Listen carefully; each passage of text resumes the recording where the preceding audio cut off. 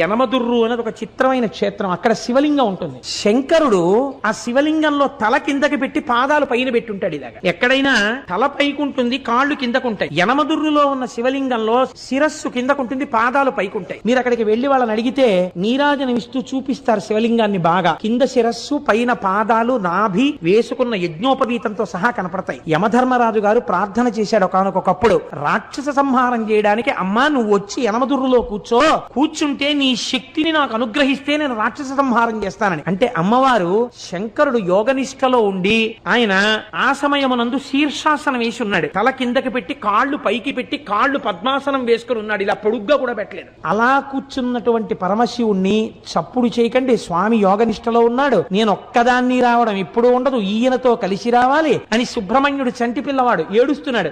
ఏడుస్తున్న సుబ్రహ్మణ్యుణ్ణి ఒళ్ళో పడుకోపెట్టుకుని స్తన్యమిస్తూ శంకరుణ్ణి ఓ